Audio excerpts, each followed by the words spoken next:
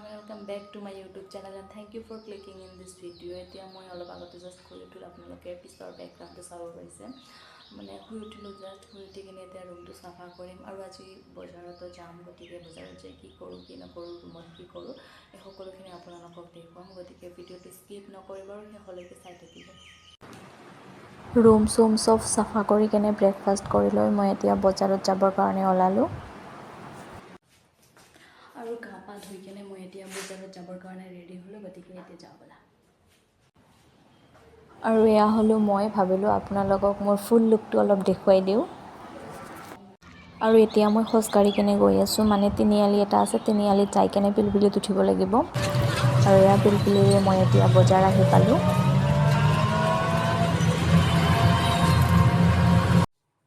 আৰু এয়া মই প্ৰথমে শ্বপিং মলত আহিছোঁ শ্বপিং কৰিবৰ কাৰণে বহুত দিন মূৰত শ্বপিং কৰিবৰ কাৰণে আহিছোঁ মানে অফলাইন শ্বপিং আৰু মই অফলাইন শ্বপিং বেছি নকৰোঁ বেছিভাগে অনলাইন শ্বপিং কৰোঁ আৰু মই আজি বহুত দিন মূৰত আহিছোঁ অফলাইন শ্বপিং কৰিবৰ কাৰণে আৰু এই যে দুখন লৈ আছোঁ ন এই দুখন মোৰ ভাল লাগিছে আৰু অলপ কিবা ইউনিক লাগি গ'ল বাট যিখন ব্লু হ'ল মানে ব্লুখনৰ মোৰ চাইজটো নাই মোক এছ চাইজ লাগে বাট ইয়াতে এছ চাইজ নাই গ্ৰীণখনৰ পাইছোঁ বাৰু এছ চাইজটো আৰু এতিয়া মই ফ্ৰকসমূহ চাই আছোঁ এই ফ্ৰকসমূহ সিমানো এটা ভাল লগা নাই মোৰ আৰু মোৰ চকু হ'ল সেই ব্লেক ফ্ৰকখনত মানে মোৰ ব্লেক ফেভৰেট কালাৰ হয় মই ব্লেক লাভাৰ আৰু গাইজ আপোনালোকে অনলাইন শ্বপিং কৰি ভাল পায় নে অফলাইন শ্বপিং কৰি ভাল পায় কমেণ্টত জনাবচোন মোৰ পিছে শ্বপিং কৰিব পাৰিলেই ভাল লাগে আৰু এই পিংক ফ্ৰকখন যিখন চাই আছোঁ সেইখন দূৰৰ পৰা চাই ভালেই লাগিছিল বাট যেতিয়া লৈ চালোঁ সিমান এটা সাজ নালাগিল মোৰ তথাপিও ভাবিলোঁ যে ট্ৰাই কৰি চাম বাট পিছত ট্ৰাই কৰি চোৱা নহ'ল আৰু এটা প্ৰব্লেম গাইজ কি জানানে মোৰ মানে এছ চাইজ লাগে বাট অফলাইনত চব এছ চাইজত পোৱা নাযায় কিছুমানৰ এল চাইজ হয় কিছুমানৰ এম চাইজ হয় তো কিছুমান ভাল লগা বস্তুও ল'ব নোৱাৰোঁ আৰু মই মাজে মাজে মানে যিটো বেকগ্ৰাউণ্ড মিউজিক চাউণ্ড হয় সেইটো অফ কৰি থৈছোঁ কাৰণ বেকগ্ৰাউণ্ডত মিউজিক চলি আছিল তো কপিৰাইট লাগিব পাৰে সেইকাৰণে অফ কৰি থৈছোঁ আৰু মই বটল আৰু টিফিন বাতি ল'ব খুজিছিলোঁ বাট এটাও মোৰ ভাল নালাগিল তাৰপিছতে মই কাপোৰসমূহ এটা এটাকৈ ট্ৰাই কৰিবৰ কাৰণে আহি গ'লোঁ আৰু এয়া মই এটা এটাকৈ ট্ৰাই কৰি আছোঁ আপোনালোকৰ কোনখন কাপোৰ বেছি ভাল লাগিছে কমেণ্টত জনাবচোন আৰু লগতে মোৰ ওপৰত কোনখন বেছি ভাল লাগিছে সেইটোও কমেণ্টত জনাব আৰু মোৰ কিছুমান ভাল লাগিছিল বাট কি হ'ল জানানে ইয়াতে মই মানে এছ চাইজটো নাপালোঁ জাষ্ট এম চাইজ বা এল চাইজ এক্সেল চাইজ সেনেকুৱাতো ল'ব নোৱাৰিলোঁ আৰু এতিয়া মই বিল কৰাবৰ কাৰণে আহি গৈছোঁ মই বাৰু গ্ৰীণখন লৈছোঁ গাইজ শ্বপিং কৰি কেনে মই এতিয়া ৰেষ্টুৰেণ্ট এখনলৈ আহি গ'লোঁ সেই যে ওপৰৰ ৰেষ্টুৰেণ্টখন চাইছোঁ এল চাইছে সেইখনলৈ যাম অলপ ভিতৰত হয় ৰেষ্টুৰেণ্টখন আচ্ছা মই মানে কোনখন শ্বপিং মলত গৈছিলোঁ সেইটোও কৈ দিওঁ মই ছয়গাঁৱত থাকোঁ আৰু ছয়গাঁৱত যিখন ফেশ্বন চিটি নামৰ শ্বপিং মল আছে সেইখনত গৈছিলোঁ আৰু এতিয়া মই ৰেষ্টুৰেণ্টত আহি কিনে কিবা এটা খাবৰ কাৰণে অৰ্ডাৰ দি দিলোঁ আৰু দাদাজনে কৈ যে অলপ দেৰি হ'ব তাৰ কাৰণে এয়া ফটোশ্বুটৰ কাৰণে আহি গ'লোঁ আৰু আচ্ছা মই আৰু ক'বৰ কাৰণে পাহৰি গ'লোঁ মই যিখন শ্বপিং মলত গৈছিলোঁ তাতে চেল চলি আছে কিছুমানৰ 20% অফ কিছুমানৰ 50% অফ আৰু কিছুমানৰ 70% অফ আৰু ফটোশ্বুট কৰি থাকোঁতে দাদাজনে ক'ল যে আমাৰ অৰ্ডাৰটো ৰেডি হৈ গৈছে তাৰ কাৰণে খাব আহি গ'লোঁ মই আজি অৰ্ডাৰ দিছিলোঁ এগ ৰ'ল আৰু চাওমিন আৰু তাৰপিছতে এয়া মই বজাৰ কৰিবৰ কাৰণে আহি গ'লোঁ চব্জিৰ বজাৰ কৰি আছোঁ আৰু তাৰপিছতে চাউলৰ বজাৰ কৰিব আহিলোঁ মানে চাউল আৰু বাকী কিবা ল'বলগীয়া আছিল আৰু তাৰপিছত আহি গ'লোঁ বিস্কুটৰ বজাৰ কৰিব বিস্কুট ভুজিয়া আৰু কিবা কিবি ল'ব লগা আছিল মানে ঘৰত থকাত এইবোৰ মই কেতিয়াও কৰি পোৱা নাই এই বিএড কৰিব আহি কিনে এইসমূহ কাম কৰিবলগীয়া হৈছে মোক আৰু একেবাৰে শেষত মই ল'ব আহিছোঁ মাছ আৰু ইমান ডাঙৰ ডাঙৰ মাছ গাইছ চাওক মাছ লৈ বজাৰ চজাৰ চব কৰি কেনে শ্বপিং কৰি কেনে মই এতিয়া ৰুমত গৈ আছোঁ আৰু ইমান গৰম লাগিছে ভাগৰ লাগিছে কি ক'ম আৰু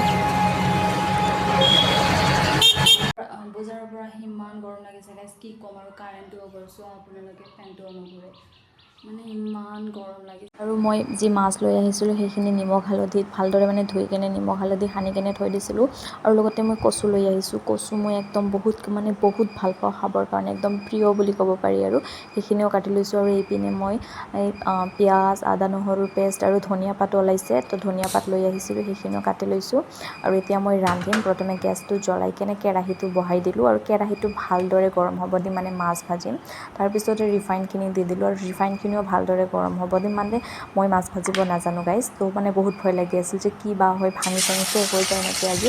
বাট চালোঁ নাভাঙি। মানে নাভাঙাৰো এটা ৰিজন আছে, মই যিখন কেৰাহী সেইখন ভালকৈ গৰম হ'ব দিছিলোঁ, লগতে ৰিফাইনো একদম বহুত মানে ভালকৈ গৰম হ'ব দিছিলোঁ। তো সেইকাৰণে আজি মোৰ মাছ নাভাঙিল। বাট সঁচা কথা ক'বলৈ গ'লে মোৰ বহুত ভয় লাগি আছিল যে আজি মাছ হৈ থাকে নে ভাঙি চিঙি একদম শেষ হৈ যায়। আৰু চাওক ইমান ধুনীয়া কালাৰো আহিছে, আৰু এয়া মোৰ মাছ ভাজা হৈ গ'ল। আৰু তাৰপিছত মই এখন কেৰাহী বহাই দিলোঁ, আৰু ইয়াতে অকণমান তেল দি কিনে তেলখিনি ভালদৰে গৰম হ'ব দিম। আৰু তেলখিনি গৰম হৈ যোৱাৰ পিছত মই যিমানখিনি পিঁয়াজ কাটি ৰাখিছোঁ সেই সকলোখিনি পিঁয়াজ কেৰাহীত দি কিনে ভালদৰে ৰংচঙীয়া কৰি ভাজি ল'ম।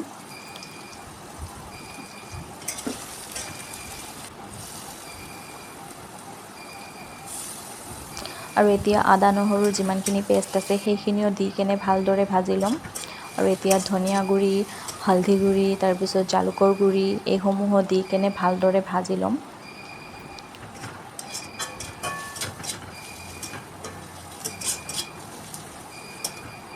আৰু আপোনালোকে কচু খাই ভাল পায় নে নাই? মই পিছে কচু খাবলৈ বহুত ভাল পাওঁ। কচুৰ ঠাৰি, কচুৰ পাতৰ ভৰ্তা, তাৰপিছত কচুৰ লতি, তাৰপিছত আজি যিটো কচু আনিলোঁ সেইটো মানে কচুৰ এনেকুৱা এটা বস্তু নাই যিটো মই খাব ভাল নাপাওঁ। কচু একদম মোৰ প্ৰিয়। আৰু এতিয়া মই কচুখিনি বহাই আছোঁ, মানে কেৰাহীত দি দিলোঁ কচুখিনি।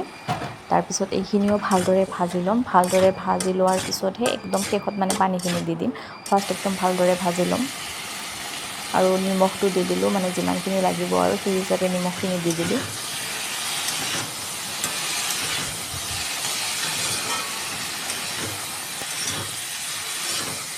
কচুখিনি ভালদৰে ভাজি, মানে কালাৰটো একদম ভাজি কচুটোৰ কালাৰ যি আছে সেই কালাৰটো চেঞ্জ কৰিম। কালাৰটো চেঞ্জ কৰি কেনে তাৰপিছতে ইয়াত পানী দি দিম।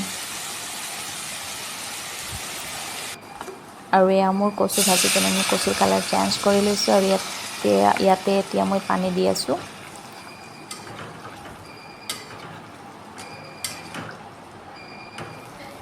পানীটো অলপ বেছিকৈ দিব লাগিব, কাৰণ সিজিব লাগিব বস্তুটো। আৰু এতিয়া সেয়া মোৰ কচু, মানে যিমানখিনি পানী দিছিলোঁ পানীখিনিও শুকাই গ'ল, সিজিও গৈছে কচুখিনি। আৰু এতিয়া মই ইয়াতে যিখিনি ধনিয়া পাত কাটি ৰাখিছিলোঁ সেই ধনিয়া পাতখিনি দি দিম। আৰু লগতে মই এপিচ মাছো সৰু সৰুকৈ ভাঙি লৈছিলোঁ সেইখিনিও দি দিম। মানে গ্ৰেভিত মাছ যিখিনি হয় সেইখিনি মিক্স হ'লে গ্ৰেভিটোও খাব ভাল লাগিব, আৰু মানে চেণ্ট এটাও আহিব, তো ভাল লাগিব আৰু খাবলৈ। আৰু তাৰপিছতে ইয়াতে মই ফ্ৰাই কৰি থোৱা মাছ 2 পিচ দি দিম, গোটেই দি নিদিওঁ যিহেতু এটা মানুহ, গতিকে 2 পিচেই দি দিম।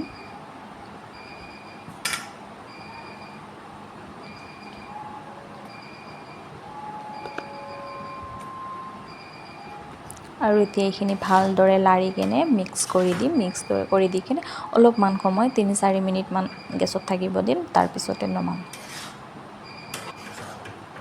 আৰু এয়া মোৰ কচুৰ চব্জি ৰেডি। মানে একদম চায়ে টেষ্টি লাগিছে। গ্ৰেভিটোও মানে সিমান পাতল গ্ৰেভি হোৱা নাই, ভাৰীকৈ ৰাখিছোঁ। আৰু এয়া মই ভাতৰ লগত লৈ লৈছোঁ খাবৰ কাৰণে। আৰু গাইজ, খাবলৈ সঁচাকৈ বহুত টেষ্টি হৈছিল। আপোনালোকে ট্ৰাই কৰি চাব পাৰে। আৰু যদি ৰেচিপিটো ভাল লাগিছে দেন প্লিজ চেনেলটো ছাবস্ক্ৰাইব কৰিব আৰু ভিডিঅ'টো লাইক কৰিব। আৰু আজিলৈ ইমানেই, ভিডিঅ'টো শেষলৈকে চোৱাৰ কাৰণে থেংক ইউ। বাই।